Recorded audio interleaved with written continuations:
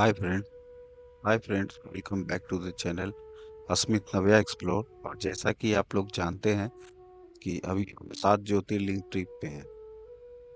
और मैं अभी अपनी फैमिली के साथ सुबह सुबह भीमा शंकर के निकला हूँ। हमने नटराज रिजॉर्ट्स में होटल ले लिया था, रूम ले लिया था। और मैं अभी भीमा शंकर की ओर जा रहा हूँ, और ये भीमा शंकर के रास्ते और सुबह के करीब करीब अभी 4:15 हो रहे हैं। तो रास्ते काफी कड़वी हैं, घुमावदार हैं। तो हम लोग आराम आराम से जा रहे हैं, और सुबह सुबह दर्शन करने का मजा ही कुछ और है। और वैसे तो भीमा शंकर के बारे में कहा जाता है कि भारत में 2 जगह भीमा शंकर है। एक पुणे में स्थित है जहाँ मैं जा रहा हूँ, और एक भीमा शंकर जो आसाम में है। वो आसाम रूप जो कामरूप के नाम से पहले जाना जाता था, तो कामरूप में एक भीमा शंकर है।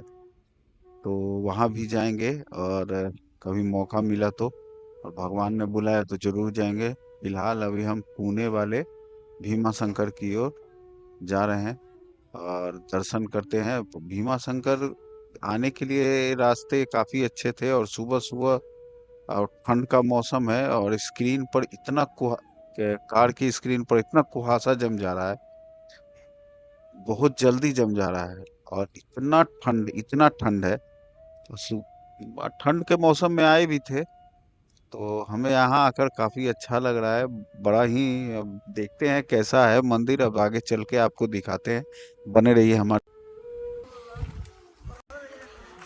अभी हम भीमा शंकर में आ गए हैं, सुबह सुबह दर्शन करने के लिए। 5 बज रहा है इस समय। भोलेनाथ के दर्शन करेंगे।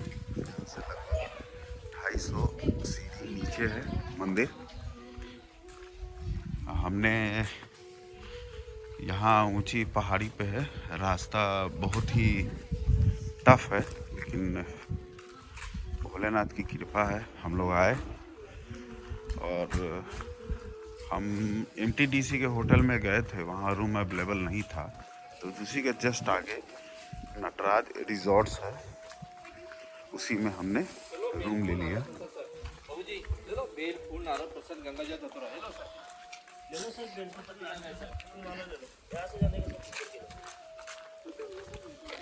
मंदिर इधर से सीढ़ी था ना, इधर से। अच्छा, वहाँ से चलो बेलपत्र कैसे? 100 रुपये का सर। बेलपत्र नारक प्रसाद फूलमाला गंगा जल पूरा चढ़ाने के लिए चढ़ता है ना। ये नीम का पत्ता है, नीम का पत्ता चढ़ता है। नीम का पत्ता ये क्या है? चंदन पत्र बोलते हैं। चंदन पत्ता। हाँ, यहाँ से आते समय पानी है, पानी दे दो थोड़ा। जल है। सुबह सुबह ठंडा नहीं लगता।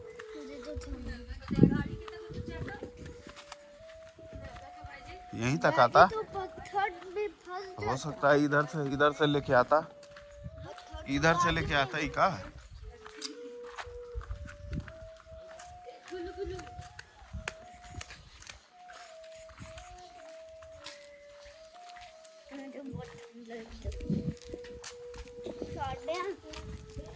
तुम पत्थर चोरी कर लिए। हाँ, हर हर महादेव।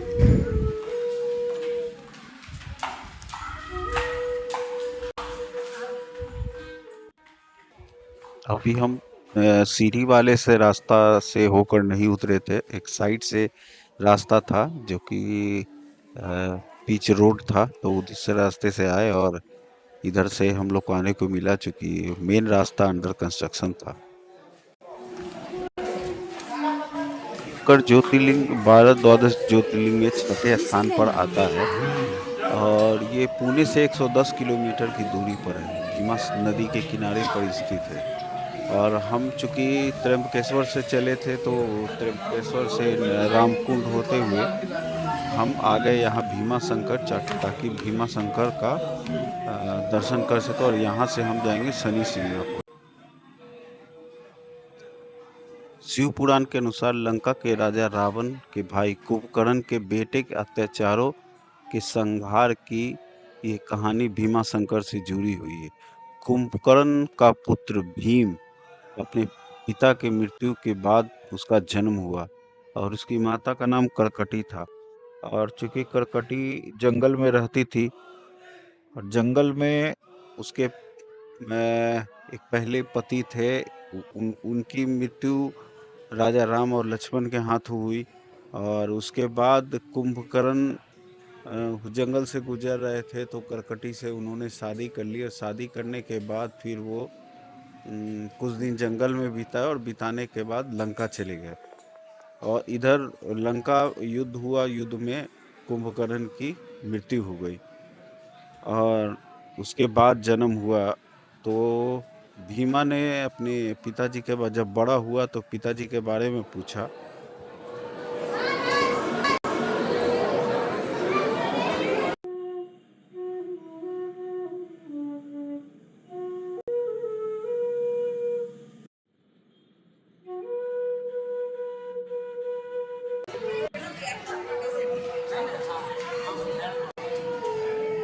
अब भीमा भीमा जब बड़ा हुआ और बड़ा होने के साथ ही अपने पिताजी की मृत्यु का कारण पूछा तो उसकी माँ ने बताया कि उसके मृत्यु के पीछे विष्णु ऋषि नाम का हाथ है और उन्हीं के द्वारा उसके पिताजी की मृत्यु हुई। तब भीमा ने प्रण किया कि मैं भी विष्णु का वध करूंगा।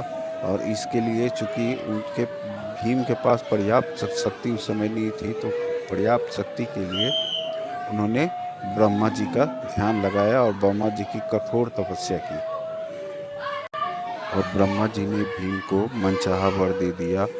और वर प्राप्त होने के बाद भीम अत्याचार करना शुरू कर दिया।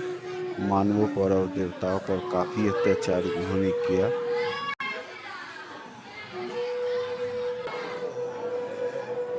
हमारे भीमाशंकर ज्योति की दर्शन हो चुकी है। हम लोग मंदिर के प्रांगण में बैठे हुए हैं, काफी मजा आ रहा है। माता जी का 11 ज्योतिर्लिंग पूरा हो गया है।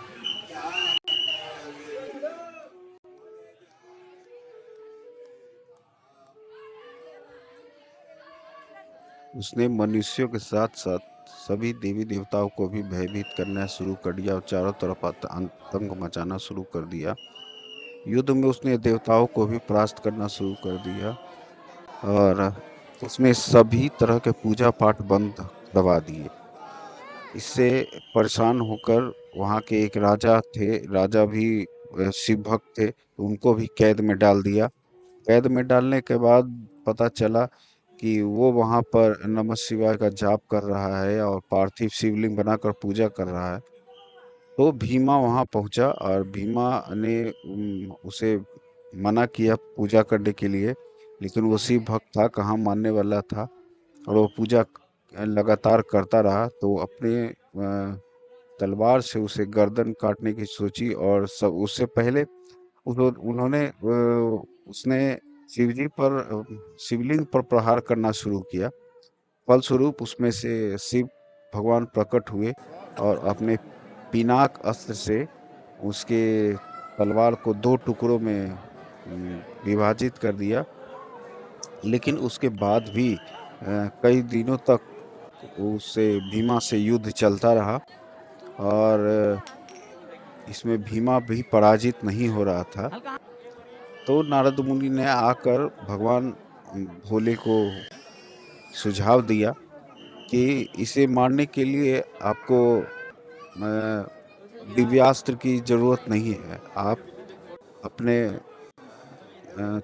तीसरे नेत्र से भी भस्म कर सकते हैं। तो और इतना कहकर वो नारद जी अंतर्ध्यान हो गए और शिवजी ने अपने तीसरे नेत्र से भीमा का वध किया।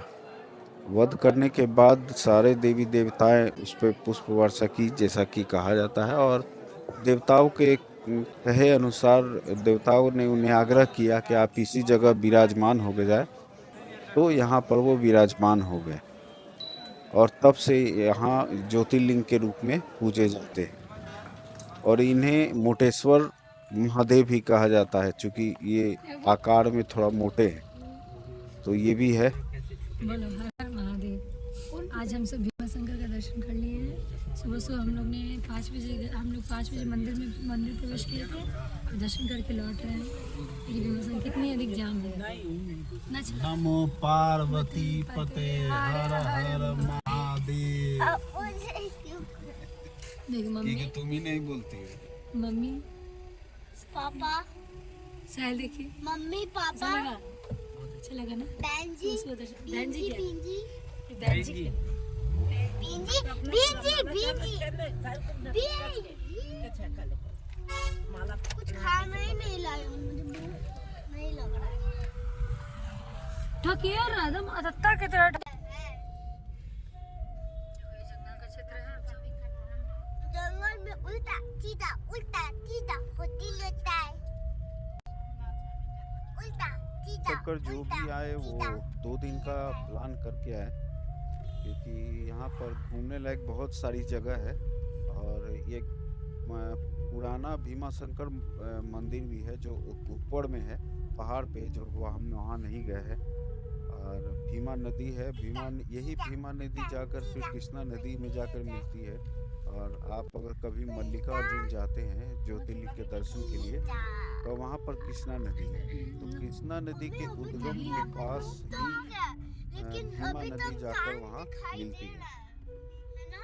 तो धूप ये थी जानकारी यहाँ की। और यहाँ आने से पहले आप अगर बस से आते हैं तो आपको शायद 2 बार बदलना पड़े, क्योंकि सिलोनी और घोरे गांव होके आना पड़ेगा। तो अभी तक का मेरा सफ़र काफ़ी अच्छा रहा और पूजा काफ़ी अच्छे से हो गई। उसमें दिखा रहा अभी 10-20 हो रहा है। मैं नहीं हूँ नेट नव्या। मैं नहीं हूँ नेट नव्या। नेट नवी तुम कौन हो? नव्या।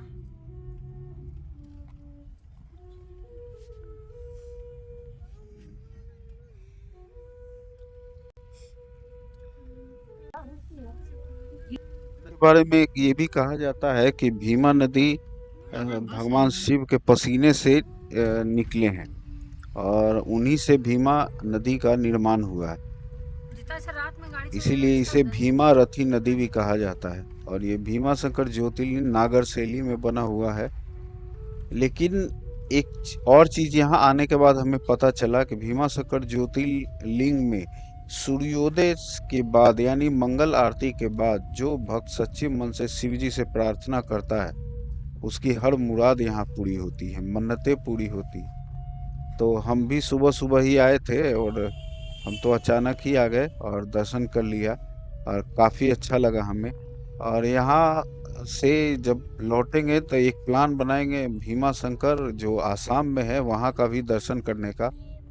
तो वहाँ कभी गए तो वहाँ के बारे में दिखाऊंगा, क्योंकि हम कामरूप में है, आसाम में है। तो आसाम तो के बारे में तो पता ही होगा कि वो तंत्र मंत्र का जगह है। तो वहाँ जाएंगे तो वहाँ दिखाएंगे आपको। अभी तक का है, अभी तक अब हम लोग होटल की ओर जा रहे हैं। झाँक ली थी। और यहाँ से रास्ते आप देख ही रहे होंगे, चारों तरफ जंगल ही जंगल है। दिखाई दे रहा मुझे। और यहाँ काफ़ी अच्छा लगा हमको आकर यहाँ। लेकिन जो ट्रैकिंग के लिए है वो जंगल से होके भीमा ऊपर में भीमा नदी के उद्गम स्थान के पास जा सकते हैं। तो उसके लिए ट्रैकिंग करना पड़ेगा। तो हमारे पास समय नहीं था तो हमने ट्रैकिंग नहीं की और हम अभी चलते हैं होटल और यहाँ से हम लोग निकलेंगे शनि सिंगनापुर की ओर।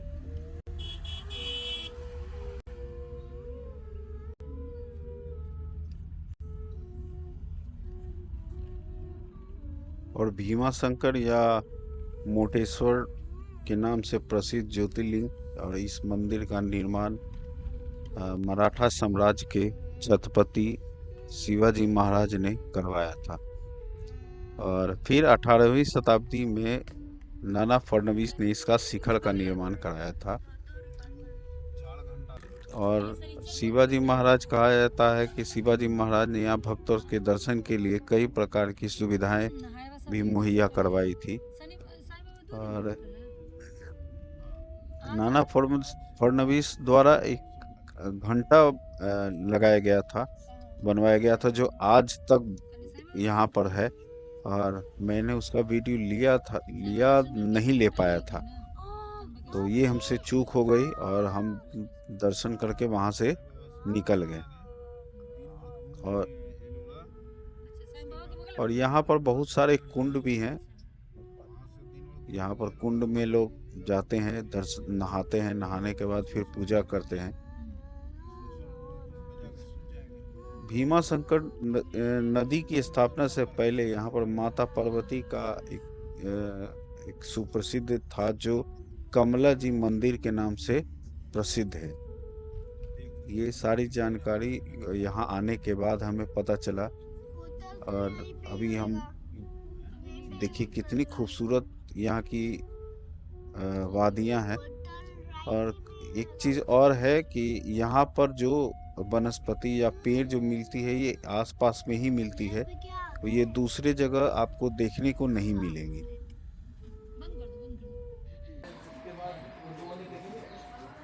और आ गए हम अपने होटल में।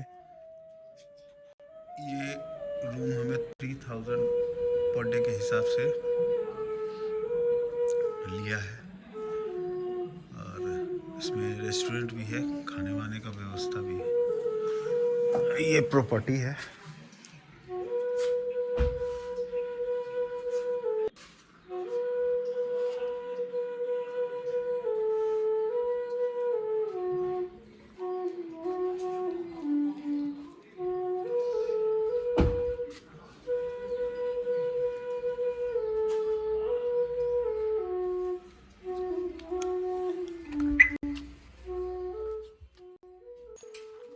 अब चूंकि हमारी यहाँ की यात्रा पूरी हो चुकी है और हमारा नेक्स्ट डेस्टिनेशन है शनि सिंगनापुर, तो अभी हम शनि सिंगनापुर की ओर निकलेंगे। चूंकि सुबह सुबह है तो 4-5 घंटे में पहुँच जाएंगे। और चूंकि आज शुक्रवार है और कल शनिवार है, अगर कल हम जाते हैं तो हमें भीड़ का सामना भी करना पड़ सकता है। तो कोशिश करेंगे कि हम आज ही दर्शन के लिए निकल जाएं। तो चलिए मिलते हैं हम नेक्स्ट ब्लॉग में आपसे और दिखाते हैं शनि सिंगनापुर। तो हमारे साथ बने रहिए और हमारे चैनल को लाइक कमेंट जरूर कीजिए, सब्सक्राइब कर दीजिए और कमेंट जरूर कीजिए अगर कुछ गलती हो गई हो। चूँकि नया वीडियो बनाने वाला हूँ तो गलतियाँ हो जाती हैं, अगर गलती हो जाए तो सॉरी। और ये पीछे जो आपने देखा, आप रोक कर देख लीजिएगा, वो पुराने समय के रेडियो का सेटअप लगाया हुआ था यहाँ पे, तो काफ़ी अच्छा लगा हमको। और ये पेशवा की तस्वीर थी शिवाजी महाराज की। तो ये लोग को कितना भी मना करो, ये लोग नीचे उतर जाते हैं, जहाँ झूला मिला वहाँ झूलने लगते हैं। खैर बच्चे हैं तो इंटरटेनमेंट भी होना चाहिए। और चलिए ऊपर देखो, मिलते हैं नेक्स्ट ब्लॉग में। आज ही सेकंड पार्ट में डालूंगा इसी का, सेकंड पार्ट शनि सिंगनापुर का। और ये वीडियो काफ़ी लंबा हो गया, तो ठीक है, बाय बाय।